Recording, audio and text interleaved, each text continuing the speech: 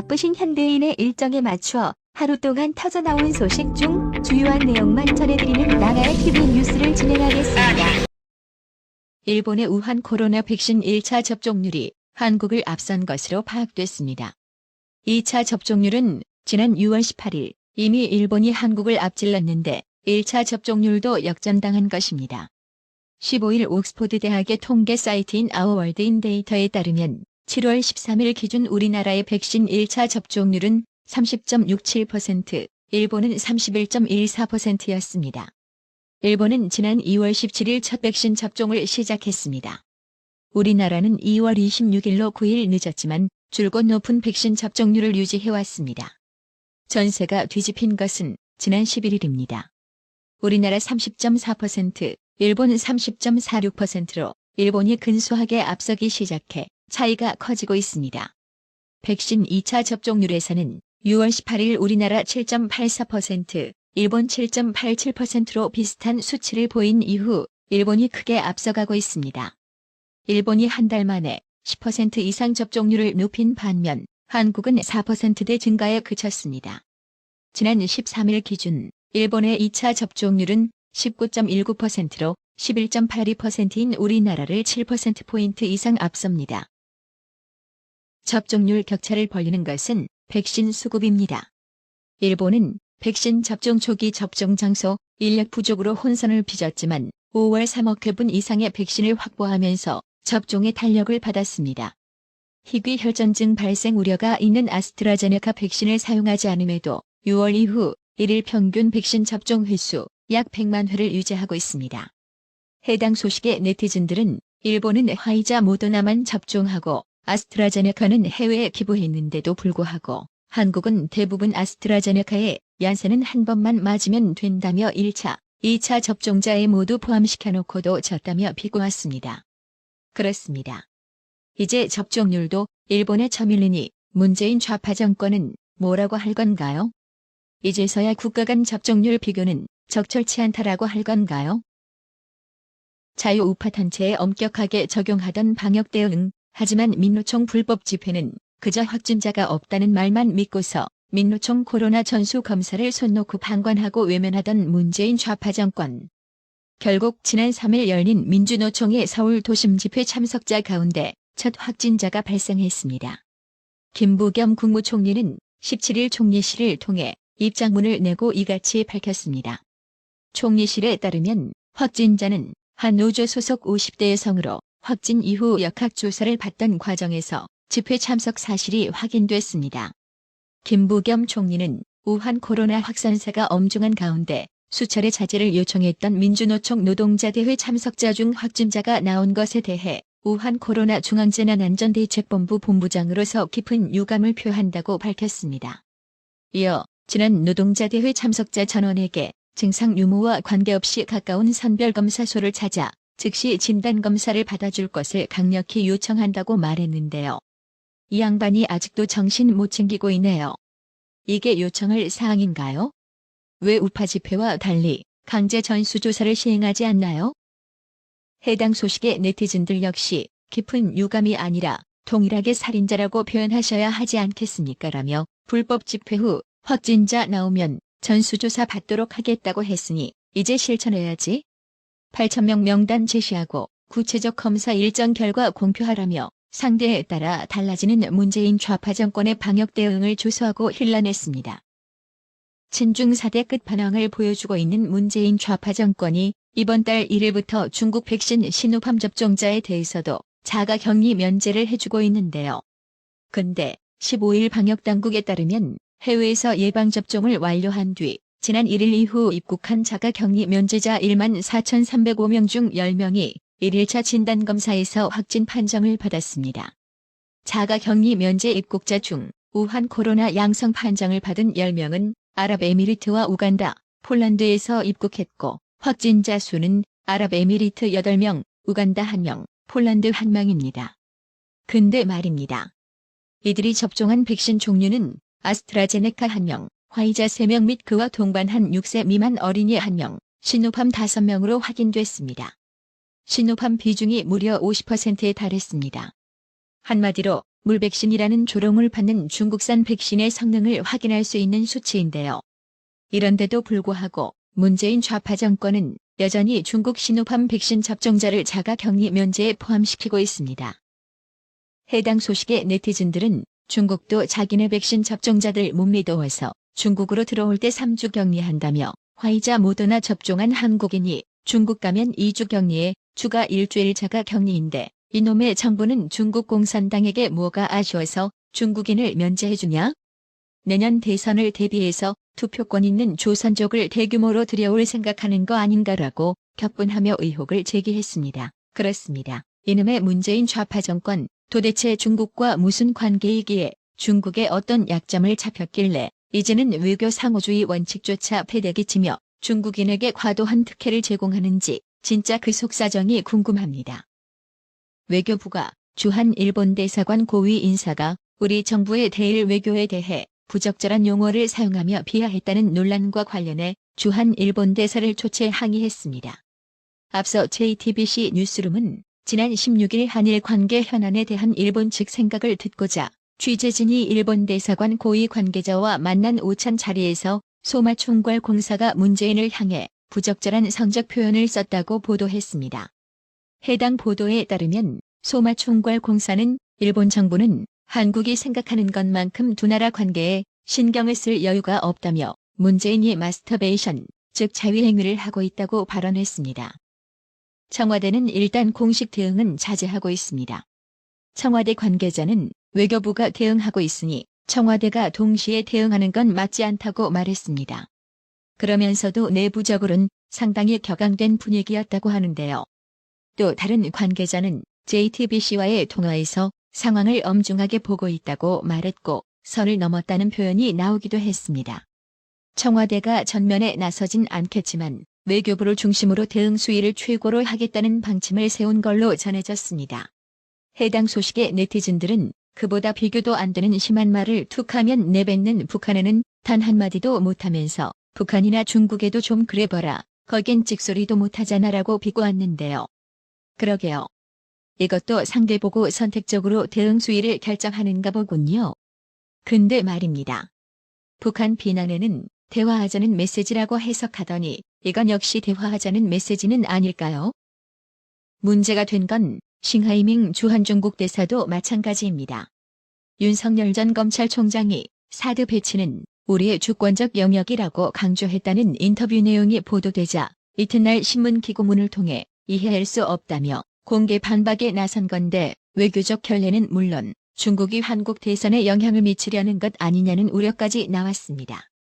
박진 국민의힘 의원이 16일 윤석열 전 검찰총장을 비판한 싱하이밍 주한 중국 대사를 향해 중국은 한국 대선에 개입하지 말 것을 촉구한다고 항의했습니다. 국회 외교통일위원회 소속인 박진 의원은 이날 페이스북을 통해 한미동맹을 존중하고 중국의 사드 개입 부당성을 지적하는 윤 전 총장의 견해에 공감한다며 싱하이밍 대사의 대응은 내용을 떠나 외교 관례에 어긋난 결례이며 대단히 유감스러운 일이라고 비판했습니다. 박진 의원은 주재국의 대사가 이런 식으로 유력 대선 후보의 외교, 안보 정책에 대해 나서서 반박하고 자국의 입장을 주장하는 것은 명백한 주권 침해라며 대한민국의 대선에 중국이 개입하려는 의도가 있는 것이 아니냐는 비판이 나올 수밖에 없는 처사라고 주장했습니다. 이어 집권당의 반응은 더 큰 문제다.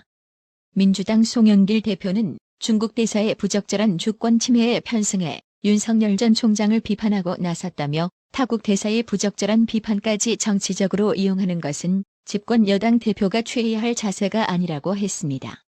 박진 의원은 외교부는 싱하이밍 대사의 입장이 중국 공식 입장인지 확인하고 항의해야 한다며 송영길 대표는 정권의 이익이 아니라 국가의 이익, 대한민국의 자존심부터 지켜달라고 촉구했습니다. 해당 소식에 네티즌들은 아니 중국 내로남불이 민주당이랑 아주 반박이네. 니들도 미국이랑 일본이 대만 문제 꺼내면 내정 간섭하지 말라며 반박하면서 왜 자꾸 우리나라한텐 무차별적으로 내정 간섭하나? 그걸 또 좋다고 빠는 민주당이나 중국이나 애휴라고 비꼬며 힐난했습니다. 추미애가 윤석열 전 검찰총장 징계한 채가 당시 문재인이 징계 의결서를 보고 기가 차다고 했다고 발언한 것을 두고 원희룡 제주지사는 자신의 페이스북을 통해 소설 쓰신의 추미애 전 장관이 큰 사고를 쳤다고 지적했습니다. 원희룡 지사는 우리 국민은 지금까지 윤석열 전 총장에 대한 직무정지와 징계 등이 추미애에 통제되지 않는 비성적 돌출 행위가 주된 이유인 줄 알았다며, 그런데 문재인이 윤석열 전 총장에 대한 징계 의결서를 보고 기가 차다고 징계안을 제거하면서 민주적 통제를 하는 장관이 잘한 일이다. 이것이 민주주의다라고 말씀하셨다고 추미애 전 장관이 자랑을 했다고 했습니다. 이어 당시에 청와대는 대통령은 재량 없이 징계안 그대로 제거하고 집행하게 된다라고 절차에 따른 조치일 뿐이란 점을 강조했다라며, 추미애 전 장관을 동시에 경질함으로써 대통령이 윤석열 전 총장을 주도적으로 징계하려는 것은 아닌 것처럼 징계에 대한 높은 부정적 여론을 피해가려 했다고 상기시켰습니다. 원희룡 지사는 추미애 전 장관의 고백으로 진실이 드러났다. 문재인이 윤석열 전 총장 징계를 적극적으로 찬성한 것이라며, 추미애 전 장관 발언의 사실 확인을 요구받자 청와대는 대통령을 정치로 개입시키는 것은 바람직하지 않다는 유체 이탈식 답변을 내놓았다. 추미애 전 장관의 말이 사실이 아니라고 부인도 하지 못하고 있다고 직격했습니다. 원희룡 지사는 정말 문재인은 손에 피 안 묻히고 뒤에서 다 챙기는 스타일이라며, 마지막까지 추미애 전 장관 뒤에만 숨어 아무 책임도 지지 않으려 했다. 살아있는 권력 비리를 수사하는 윤석열 전 총장을 찍어내려 했던 것은 문재인 본인이었다고 일침을 가했습니다. 그러면서 원희룡 지사는 자랑할 일 있으면 나타나고 책임질 일 있으면 부하에 떠넘기는 전형을 보여주고 계시다며, 월성 원전은 언제 폐쇄되는가? 송철호 당선이 소원, 김학의 사건의 조직에 명운을 걸라는 문재인의 비합리적이고 불가능한 지시를 이행하다 많은 공무원들의 형사처벌을 기다리고 있다고 비판했습니다. 이번엔 법조계에서 터져나온 묵금 소식입니다. 채널A 사건을 검언 유착 사건으로 규정하면서 작년 4월 6일 검찰에 이동재 전 채널A 기자를 고발한 민주언론시민연합, 약칭 민언련에 대해 한동훈 검사장이 17일 고발자 역할을 담당하면서 정권 관련자들과 어떤 공모와 협력을 했는지 이제 밝혀야 한다고 말했습니다. 법원은 16일 이 사건 피고인 이동재 전 기자 등 2명에게 모두 무죄를 선고했습니다. 그러자 고발인인 민언련은 사법처벌 피한 검언 유착 사건, 면죄로 착각 말라는 제목의 성명을 내고, 한동훈 검사장은 지금이라도 검찰 수사에 협조하여 본인 주장을 증거로서 증명하길 바란다고 밝힌 바 있습니다. 이에 대해 한동훈 검사장은 아직도 검언 유착이라고 말하는 뻔뻔함, 아직까지도 이렇게 말하는 것은 그 자체로 허위사실 명예훼손 범죄다. 총장을 배제해놓고 독직 폭행까지 동원해 사상 초유의 무리한 수사를 한 이성윤, 정진웅 검찰이 미온적 수사를 했기 때문에 무죄가 난 것이라는 구차한 자기 합리화에 말문이 막히고 안쓰럽게 생각한다며 민언련의 성명 내용을 조목조목 반박하는 입장을 내놨습니다.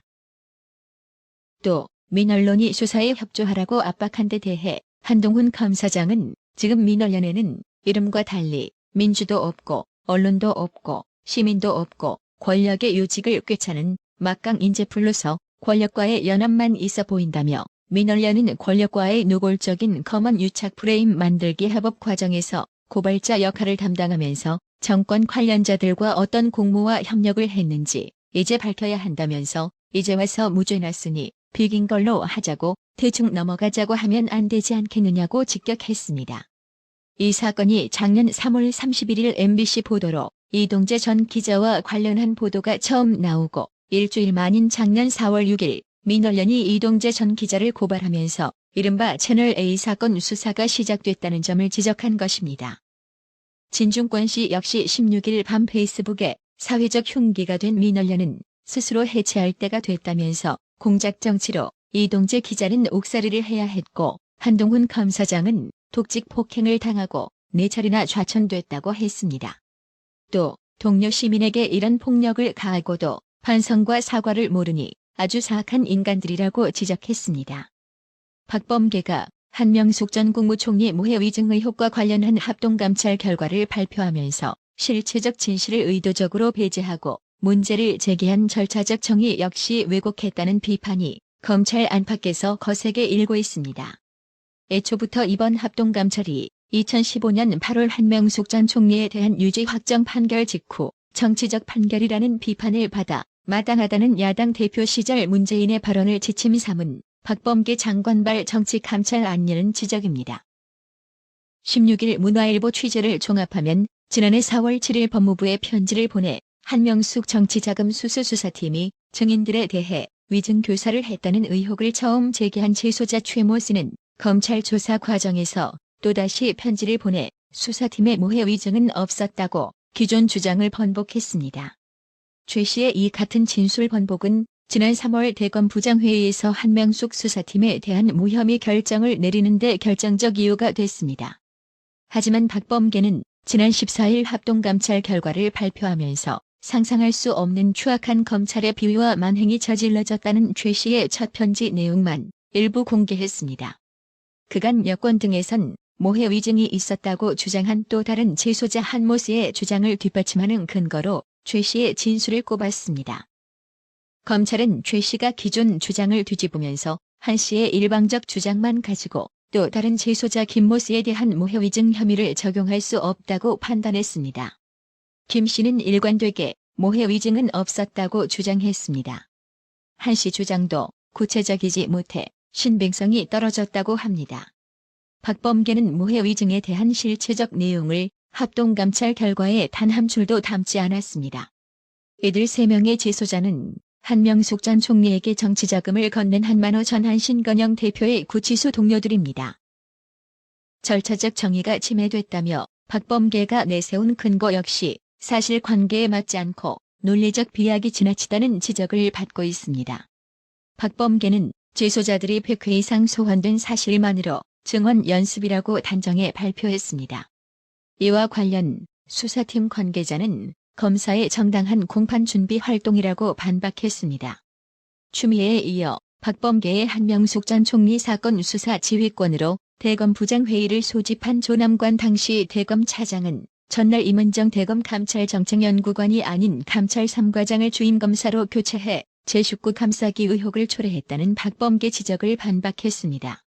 조남관 당시 대검 차장은 검사의 비위에 대한 감찰 및 수사는 감찰 3과장이 담당하도록 돼 있다며 임은정 연구관은 검찰총장으로부터 주임검사 임명을 받은 사실이 없다고 했습니다.